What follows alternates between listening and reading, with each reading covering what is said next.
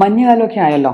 ഇപ്പം നമ്മുടെ അടുത്തേക്ക് വരുന്ന പല പല കേസുകളിലും ഏറ്റവും കൂടുതൽ വരുന്ന നമ്മുടെ അപ്പർ റെസ്പിറേറ്ററി ട്രാക്റ്റിലെ കുറേ വിഷയങ്ങളാണ്. അതിൽ സാമാന്യം കൂടുതലായിട്ട് കാണപ്പെടുന്ന ഒരു അവസ്ഥയാണ് ടോൺസിലൈറ്റിസ്. നമുക്കെല്ലാവർക്കും അറിയാം, കൂടുതലും കുട്ടികളിലാണ് ഇത് കാണപ്പെടുന്നത്. തൊണ്ടയ്ക്കൊരു വേദനയായിരിക്കും ആദ്യത്തെ ഒരു സിംറ്റം. തൊണ്ടയ്ക്ക് വേദന വരുന്നു, ഭക്ഷണം ഇറക്കാൻ ബുദ്ധിമുട്ടുണ്ടാവുന്നു, കുഞ്ഞ് വല്ലാണ്ട് കരയുന്നു. നമ്മൾ വാ വിളിച്ച് നോക്കുമ്പോൾ തൊണ്ടയുടെ, അതായത് നമ്മുടെ നാക്കിൻ്റെ അങ്ങേ അറ്റത്ത് കുറുനാക്ക് എന്ന് പറയുന്ന ഒരു സംഭവത്തിൻ്റെ രണ്ട് സൈഡിലായിട്ട് വീങ്ങിയിരിക്കുന്ന രണ്ട് അവയവങ്ങളെ കാണാം. അതായത് ഒരു റെഡ് കളറിൽ, ചിലപ്പോൾ അതിൻ്റെ പുറത്ത് ഒരു മഞ്ഞ കോട്ടിങ് കാണും, ചിലപ്പോൾ അതിൻ്റെ പുറത്ത് ചെറിയ ചെറിയ വെള്ള സ്പോട്ട്സ് കാണും. അപ്പം ഇതാണ് ടോൺസിൽസ് എന്ന് പറഞ്ഞ ഗ്ലാൻസ്. അപ്പം നമ്മൾ ഈ കാണുന്ന ടോൺസിൽസ് മാത്രമല്ല കേട്ടോ, ഇത് കൂടാതെ നമുക്ക് പാലറ്റൈൻ ടോൺസിൽസ്, ലിംഗ്വൽ ടോൺസിൽസ്, അങ്ങനെ ഒരു സെറ്റ് ഓഫ് ടോൺസിൽസ് എന്ന് പറഞ്ഞ ഗ്ലാൻസ് നമ്മുടെ വായുടെ അപ്പർ റെസ്പിറേറ്ററി ട്രാക്ട്, അതായത് നമ്മൾ ഭക്ഷണം കഴിച്ചു കഴിഞ്ഞ് ഇതും നമ്മൾ ശ്വസിക്കുന്ന വായുവും കൂടെ എത്തിച്ചേരുന്ന ഒരു ഭാഗമുണ്ട്.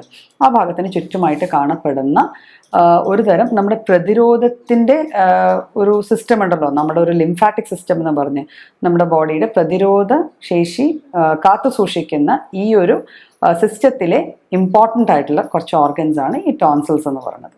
ടോൺസിൽസിൻ്റെ ജോലി എന്താണ്? ആക്ച്വലി നമ്മൾ ഭക്ഷണം പുറത്തുനിന്ന് എടുക്കുന്ന സാധനമാണ്, വായു പുറത്തുനിന്ന് എടുക്കുന്ന സാധനമാണ്. അപ്പോൾ ഇവയിലൂടെ നമ്മുടെ ബോഡിയുടെ ഉള്ളിലേക്ക് വന്നു ചേരാവുന്ന ഇൻഫെക്ഷ്യസ് ഏജൻസ്, മൈക്രോബ്സ്, ഇവയൊക്കെ തടഞ്ഞു നിർത്തി അവിടെ നിന്ന് തന്നെ തടഞ്ഞു നിർത്താനുള്ള ജോലിയാണ് നമ്മുടെ ടോൺസിൽസിനുള്ളത്. അപ്പോൾ ടോൺസിലൈറ്റിസ് വരുമ്പോൾ സ്വാഭാവികമായിട്ട് ഒന്നെങ്കിൽ നമുക്കൊരു ഇൻഫെക്റ്റീവ് ഏജൻറ്റ് നമ്മുടെ ഉള്ളിലേക്ക് കടക്കാൻ ശ്രമിച്ചിട്ടുണ്ട്, അല്ലെങ്കിൽ അങ്ങനത്തെ കണ്ടീഷൻസിൽ വന്ന് നമുക്ക് ഇൻഫെക്ഷൻ വരാനുള്ള സാധ്യതകൾ വന്നിട്ടുണ്ട്.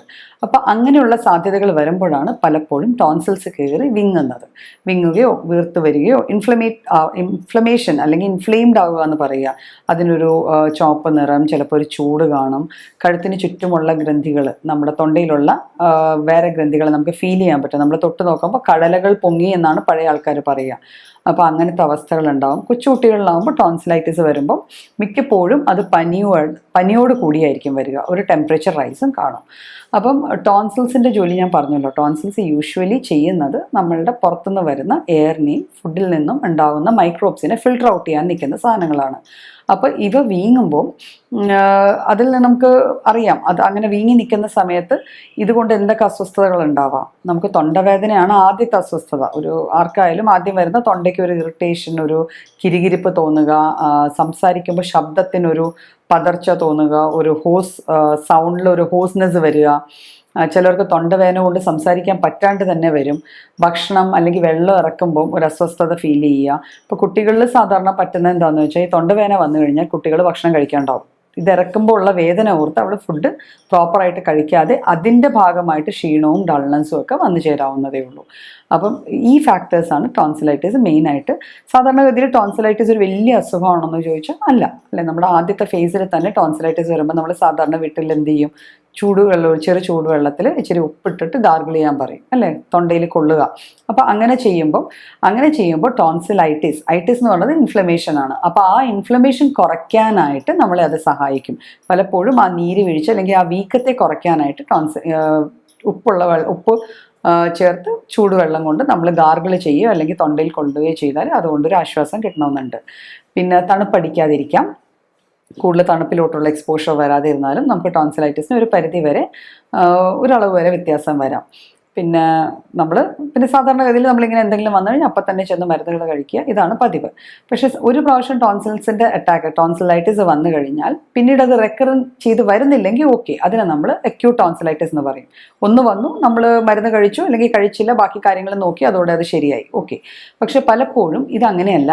ചില ആൾക്കാരിൽ ഇത് റെക്കറൻ്റ് ആയിട്ട് വരാൻ തുടങ്ങും. റെക്കറൻ്റ് എന്ന് പറയുമ്പോൾ ഒരു ചെറിയ കാരണം മതി, ഒരു ഗ്ലാസ് തണുത്ത വെള്ളം കുടിച്ചു അല്ലെങ്കിൽ ഒരു ഐസ്ക്രീം കഴിച്ചു. പൊതുവെ പിള്ളേരെ അങ്ങനെയാണ് പ്രസൻറ്റ് ചെയ്യുക. ഐസ്ക്രീം കഴിച്ചാൽ ടോൺസിലൈറ്റിസ് വരും. കുഞ്ഞുങ്ങൾക്ക് ഐസ്ക്രീം കഴിക്കാൻ പറ്റില്ല, അല്ലെങ്കിൽ തണുത്ത വെള്ളം കുടിക്കാൻ പറ്റുന്നില്ല, അല്ലെങ്കിൽ തണുത്ത കാറ്റ് കൊണ്ടു എവിടെയെങ്കിലും ഒരു യാത്ര പോയി, ഒന്ന് വെളുപ്പിനെ എഴുന്നേറ്റൊന്ന് പുറത്തേക്ക് ഇറങ്ങി. അപ്പോൾ ഇങ്ങനത്തെയൊക്കെ അവസ്ഥയിൽ ടോൺസിൽസ് ഇൻഫ്ലെയിംഡ് ആയിട്ട് പെയിൻ വരിക. അതിനെയാണ് നമ്മൾ റെക്കറൻറ്റ് ടോൺസിലൈറ്റിസ് എന്ന് പറയുക.